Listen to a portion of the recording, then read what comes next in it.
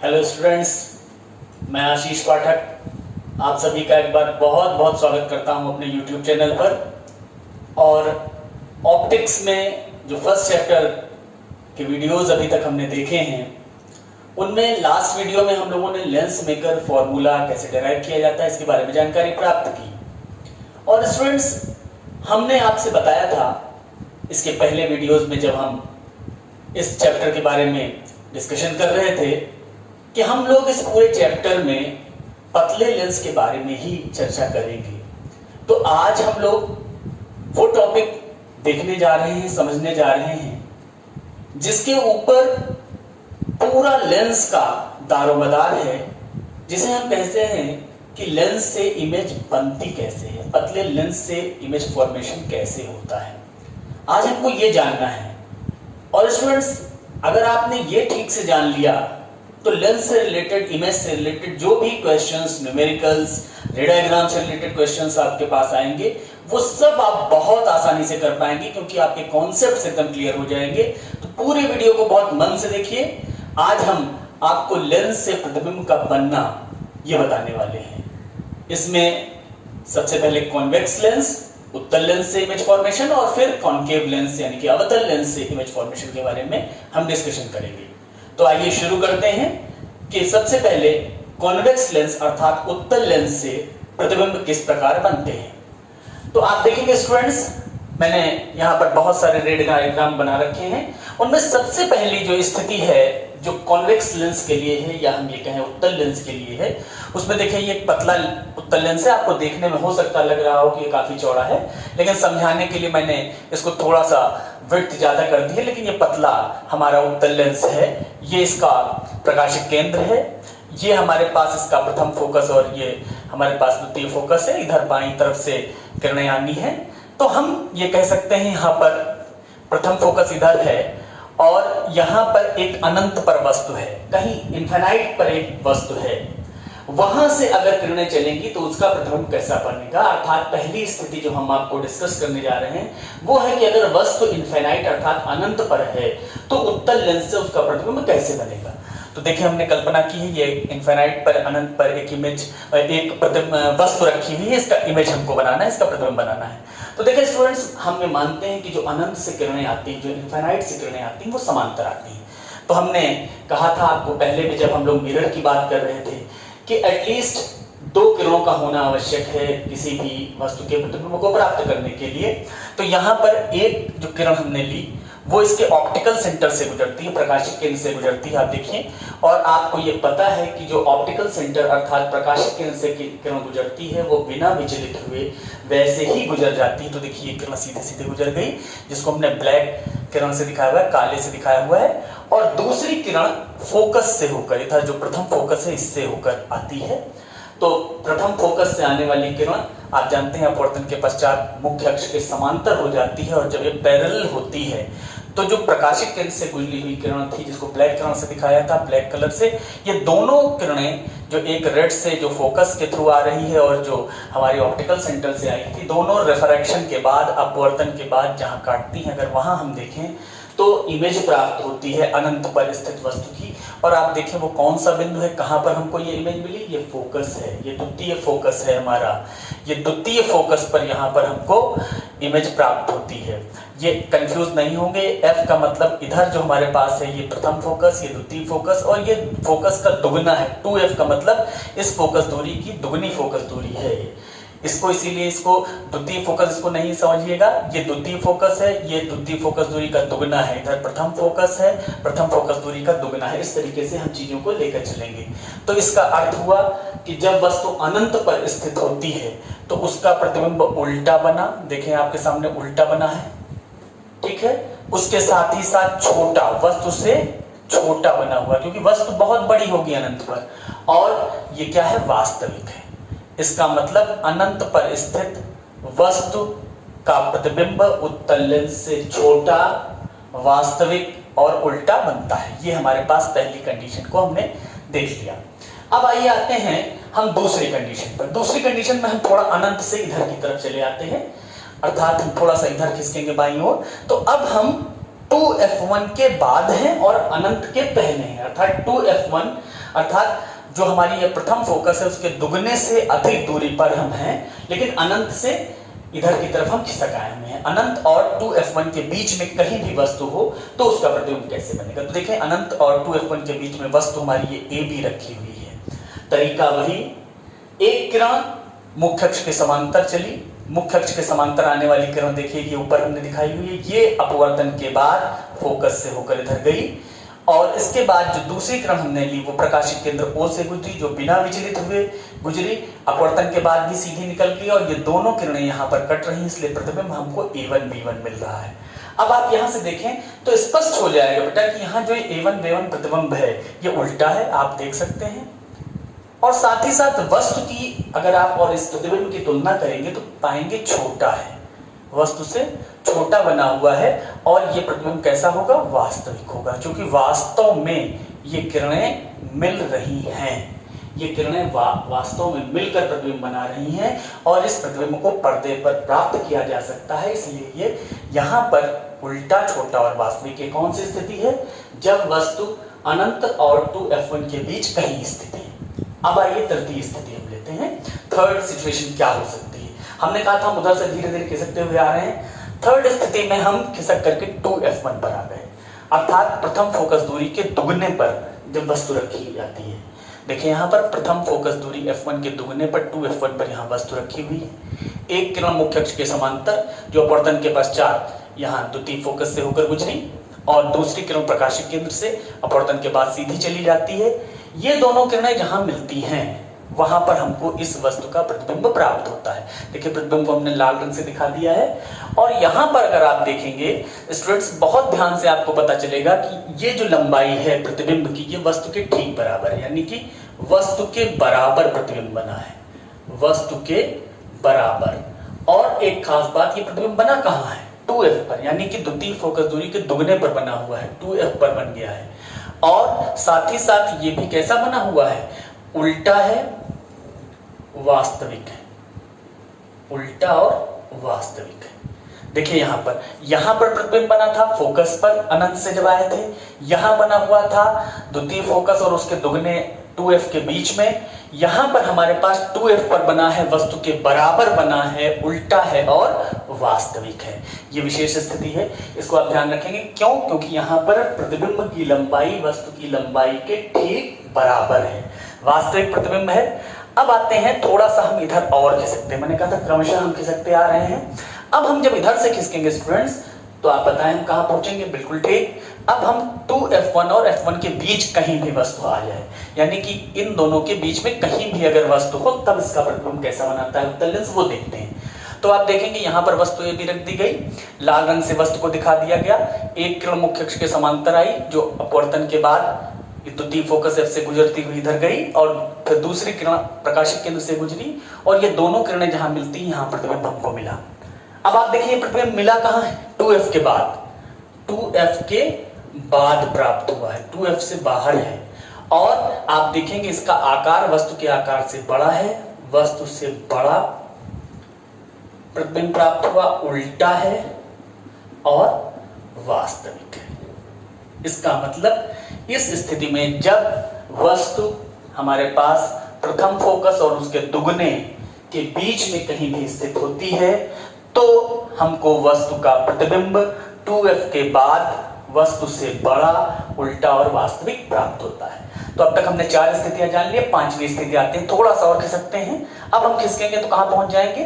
प्रथम फोकस पर, यानी कि अगर वस्तु f1 पर स्थित हो तब क्या होगा। तो अब आप देखें, एक किरण यहां से चलेगी, उसी तरीके से नियम वही मैंने कहा। देखिए जितने अभी तक हमने स्थितियां ली हैं स्टूडेंट्स, बहुत ध्यान से आप देखेंगे तो आप पाएंगे कि सामान्य तौर पर एक किरण मुख्य अक्ष के समांतर हम ले रहे हैं और दूसरी किरण प्रकाशिक केंद्र से गुजार रहे हैं। इन्हीं से हमारा काम चल जा रहा है प्रतिबिंब बनाने के लिए। आवश्यकता पड़े तो हम और भी किरणों को ले सकते हैं, लेकिन हमारे पास यहाँ पर इससे ही हमारा काम चल जा रहा है, इसलिए हम बहुत अच्छे तरीके से प्रतिबिंब प्राप्त कर पा रहे हैं। तो देखिए पहली किरण मुख्य अक्ष के समांतर अपवर्तन के पश्चात इधर द्वितीय फोकस से गुजरी और ये प्रकाशिक केंद्र वाली सीधी चली गई बिना विचलित हुए। देखेंगे आप ये दोनों किरणें समांतर हैं, अर्थात ये कहीं नहीं मिलती नजर आती, इनको पीछे बढ़ाएंगे तब भी नहीं। तो आप देखेंगे ये अनंत को चली जाएंगी। इसका मतलब हमको प्रतिबिंब कहाँ मिलेगा? अगर मिलेगा अनंत पर मिलेगा।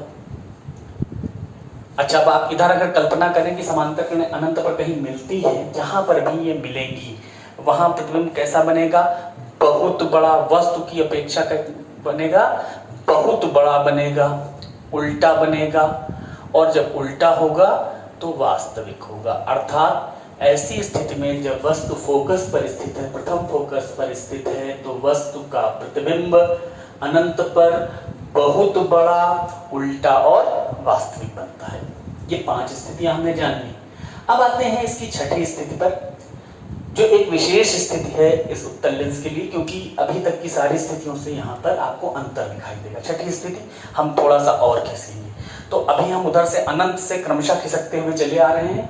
अब हम खिसक कर आ गए हैं प्रथम फोकस और प्रकाशिक केंद्र के बीच में। देखिए यहाँ ये प्रकाशिक केंद्र है O, और ये हमारा प्रथम फोकस है। इन दोनों के बीच में कहीं वस्तु होती है। ये लाल रंग से हमको वस्तु ये भी दिखाई दे रही है। यहाँ से एक किरण मुख्य अक्ष के समांतर आई, जो अपवर्तन के पश्चात इधर द्वितीय फोकस से गई, जो प्रकाशिक केंद्र वाली किरण इधर है, ये भी गई। अब आप देखेंगे कि इस तरफ अपवर्तन के बाद जब किरणें दूसरी तरफ दिखते हैं तो वो उधर की तरफ बढ़ती चली जाती है, उनके बीच की दूरी। इसका अर्थ है कि इधर अब ये कहीं पर मिलेंगी नहीं, इनके बीच की दूरी बढ़ती हुई चली जाएगी।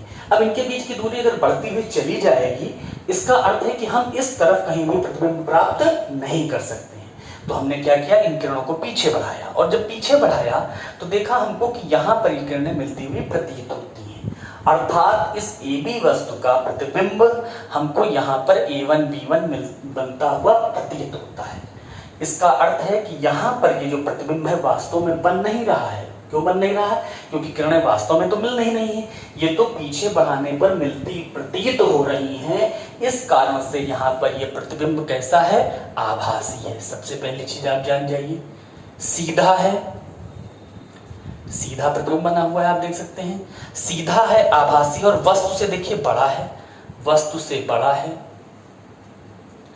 वस्तु से बड़ा है, सीधा है और आभासी प्रतिबिंब हमको प्राप्त होता है। कहने का अर्थ यह है कि केवल यही एक ऐसी स्थिति है उत्तल लेंस में जब हमको वस्तु का प्रतिबिंब सीधा और आभासी मिलता है। कौन सी स्थिति है? विशेष ध्यान रखेंगे, जब वस्तु फोकस और प्रकाशिक केंद्र के बीच में होगी, प्रथम फोकस और प्रकाशिक केंद्र के बीच में होगी, तब उसका प्रतिबिंब हमको सीधा, आभासी, वस्तु से बड़ा प्राप्त होगा। सीधा, आभासी और वस्तु से बड़ा प्राप्त होगा। तो ये उत्तल लेंस की 6 स्थितियां हो गई स्टूडेंट्स।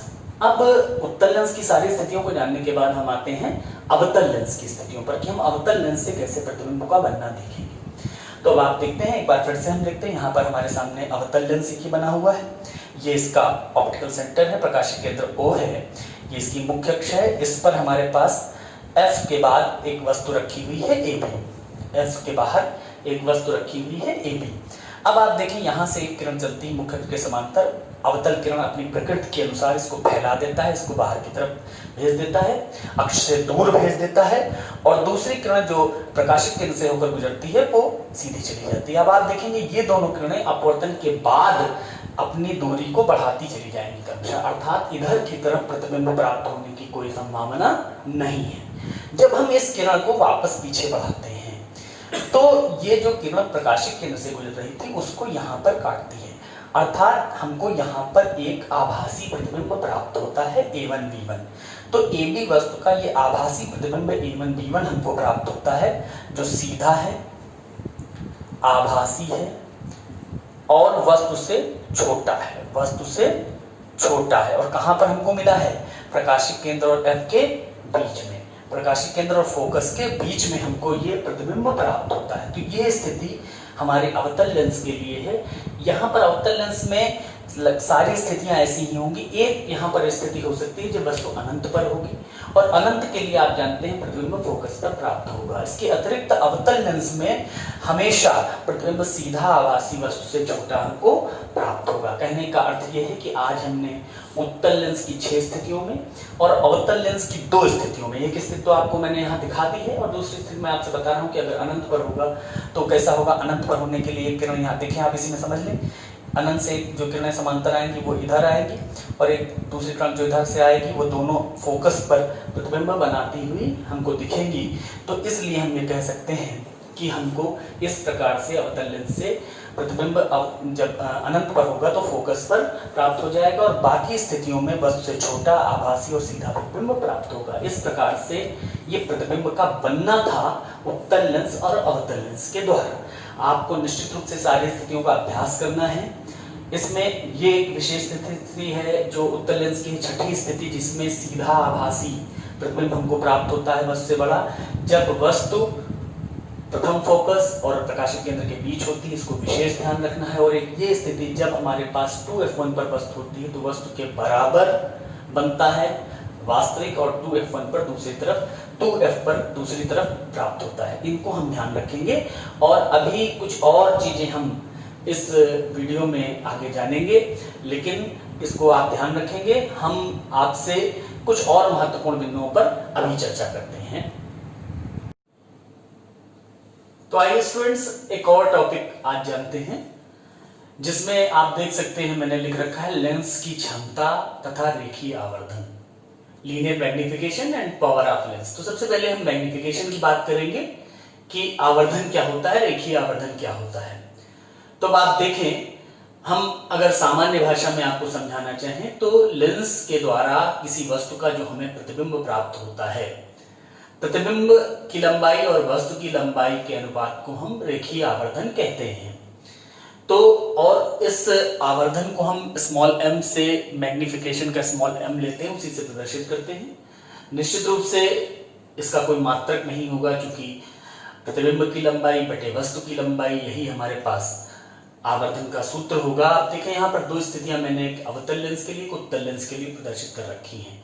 उत्तल लेंस में आप देखेंगे कि वस्तु AB हमारे पास f1 के दुगनी दूरी 2f1 पर रखी हुई है, जिसका प्रतिबिंब हमें दूसरी ओर 2f पर प्राप्त होता है। वस्तु AB के ठीक बराबर प्रतिबिंब A1 B1 हमको मिलता है। O इसका प्रकाशिक केंद्र है। तो यहां से अगर आप दो त्रिभुज हम देखें, एक त्रिभुज आप देख सकते हैं बेटा त्रिभुज OAB, और एक दूसरा त्रिभुज इधर आप देख सकते हैं OA1 B1। ये दोनों त्रिभुज समरूप हैं, त्रिभुज OA1 B1। समरूप त्रिभुज क्यों है? क्योंकि आप जानते हैं अगर इन त्रिभुजों में दो कोण समान हो जाए तो तीसरा अपने आप समान हो जाएगा और ये त्रिभुज समरूप हो जाएंगे। तो आप देखेंगे ये कोण और ये कोण शीर्षाभिमुख है और ये 90 डिग्री है, तो दो कोण समान हो गए तो तीसरा भी समान होगा, ये समरूप होंगे। और समरूप त्रिभुजों का जो यहाँ पर मैंने लिखा है दोनों समरूप है, इनमें प्रॉपर्टी होती है कि भुजाओं के अनुपात बराबर होते हैं। तो अगर हम यहाँ से देखना चाहें तो हम यहाँ पर वही प्रॉपर्टी लगा दें, तो उधर A1 B1 उसके कॉरेस्पॉन्डिंग इधर AB हमारे पास है और उधर हमारे पास है OA1 और उसके कॉरेस्पॉन्डिंग यहाँ पर हमारे पास OA है। अब आप देखेंगे अगर इसको हम देखें A1 B1, निश्चित रूप से ये हमारे पास क्या है, ये इमेज की लंबाई I है, ये हमारे पास AB वस्तु की लंबाई O है। लेकिन एक चीज और ध्यान रखना है, चिन्ह परिपाटी में हमको पता है कि इस प्रिंसिपल एक्सिस के ऊपर की दूरियां धनात्मक, नीचे की दूरियां ऋणात्मक, बाईं ओर की दूरियां धनात्मक और दाहिनी ओर की दूरियां ऋणात्मक ली जाती हैं। अगर उस लिहाज से देखा जाए तो वस्तु हमारी ऊपर की ओर है, यानी कि AB पॉजिटिव होगी, लेकिन प्रतिबिंब नीचे की ओर है तो ये नेगेटिव हो गया। उसी क्रम में अगर हम देखें OA1 बाईं ओर है तो ये माइनस OA1, A1 का मतलब OA1 प्रतिबिंब की दूरी है, ये दाहिनी ओर है, ये पॉजिटिव हो जाएगी। और OA वस्तु की दूरी है, बाईं ओर है, ये निगेटिव हो जाएगी। अब इस रिलेशन में हम देखें इधर भी निगेटिव इधर भी निगेटिव है, तो हमको ये जो रिलेशन मिलता है I/O इक्वल टू V/U, ये हमारे पास आवर्धन का सूत्र प्राप्त हुआ, जिसको हम M कहते हैं। M equal to I/O equal to V/U, ये हमको उत्तल लेंस के लिए प्राप्त हो गया। प्रतिबिंब की लंबाई बटे वस्तु की लंबाई बराबर प्रतिबिंब की दूरी बटे वस्तु की दूरी बराबर रेखीय आवर्धन, ये हमको मिल गया। ये किसके लिए हमने प्राप्त किया? ये उत्तल लेंस के प्राप्त किया। अब आइए अवतल लेंस में देखते हैं। अवतल लेंस में अगर आप देखेंगे स्टूडेंट्स, यहाँ पर भी हमारे पास दो ट्राइंगल, यहाँ पर भी हमने एक वस्तु ली है AB जो F के बाहर की ओर रखी हुई है, बियॉन्ड F है, और इसका प्रतिबिंब A1 B1 मिलता है F और O के बीच, सीधा आभासी वस्तु से छोटा।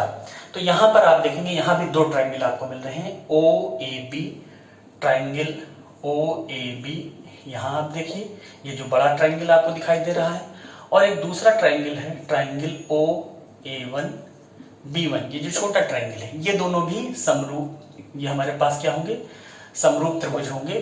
क्या खास बात है इसमें भी आप देखेंगे कि दो कोण बराबर हो जाए तो तीसरा बराबर हो जाएगा, तो आप देखेंगे ये 90 डिग्री है तो ये भी 90 डिग्री है, और ये कोण दोनों में कॉमन है, ये बड़े वाले त्रिभुज के लिए और ये ओ ए वन बी वन दोनों में है, तो इसलिए ये दोनों त्रिभुज भी समरूप हो गए। फिर यहाँ पर वही प्रॉपर्टी हम अप्लाई करते हैं, भुजाओं का अनुपात, तो छोटे वाले त्रिभुज की अगर भुजा A1 B1 ले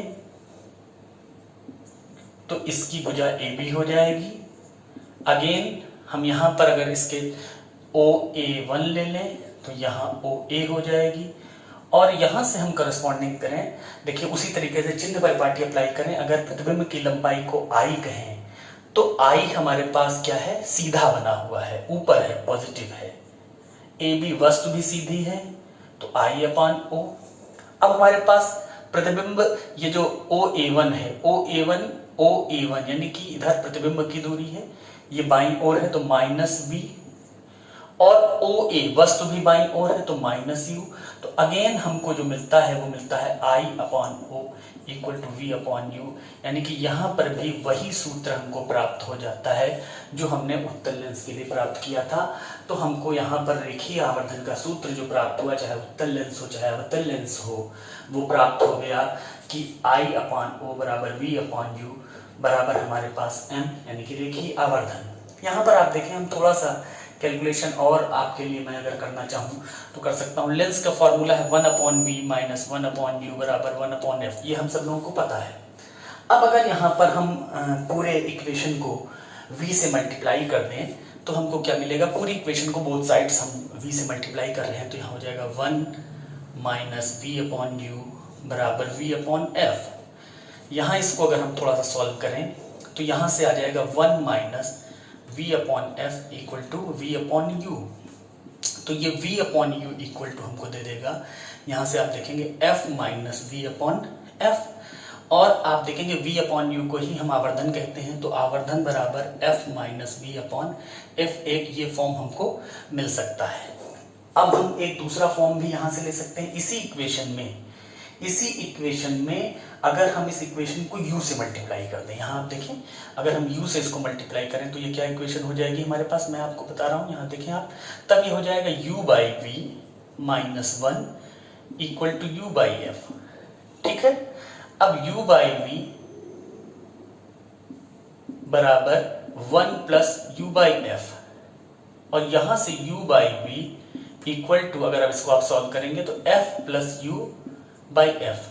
अच्छा, अब आप देखें विद्यार्थी, यहाँ पर आप ध्यान दें, ये u/v क्या है, v/u हमने आपको बताया v/u m है, तो निश्चित रूप से अगर इसको v/u हम लिखें तो ये हो जाएगा f/f प्लस u, और यहाँ से फिर हमने देख लिया कि जो आवर्धन m है वो हो जाएगा f/f प्लस u।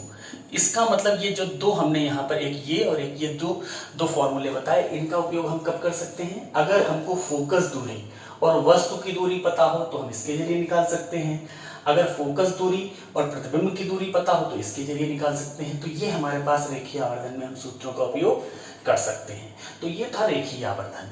अब आइए बात करते हैं लेंस की क्षमता की। तो लेंस की क्षमता की बात स्टूडेंट्स हम करेंगे, हम आपको लेंस की क्षमता बता दें क्या होती है। तो सबसे पहले विद्यार्थी हमको ये जानना है कि ये जो हमारे पास लेंस है, चाहे कॉन्वेक्स हो चाहे कॉनकेव हो, ये दोनों लेंसेज के बारे में जब मैंने फर्स्ट वीडियो में शुरू किया तो मैंने कहा था इनकी प्रॉपर्टी या इनका कुछ गुण इस तरीके से होता है जैसे ये प्रिज्मों से मिलकर बने हुए हों। आप देखेंगे कि अगर हमारे पास दो प्रिज्म शीर्ष से शीर्ष में मिला दिए जाएं तो क्या होगा, किरण कुछ इस तरीके से जाएगी, जो प्रॉपर्टी है, यानी कि ये हमारे पास अवतल लेंस का एक स्वरूप सामने आएगा। और अगर दोनों बेस से बेस में जोड़ दिए जाएं तो इधर की तरफ किरण मोड़ देगा, ये हमारे पास कुछ उत्तल लेंस का काम होगा। अर्थात लेंस का बेसिक काम किरणों को मोड़ना है। और एक चीज, जो लेंस प्रकाश किरणों को जितना अधिक मोड़ सकता है उसकी क्षमता उतनी ही अधिक कही जाती है। जैसे मान लीजिए हमारे पास हम बात करें, एक उत्तल लेंस की बात करें इस तरीके से, ये एक उत्तल लेंस है हमारा, ये उत्तल लेंस, ये इसका मुख्य अक्ष है, यहाँ पर एक किरण आती है। अब ये किरण को कितना मोड़ेगा, ये जो एंगल है डेल्टा, इसके ऊपर डिपेंड करता है कि हमारे पास की क्षमता कितनी होगी। ये एंगल जितना ज्यादा होगा उतना ही हमारे पास उस लेंस की क्षमता अधिक कही जाएगी।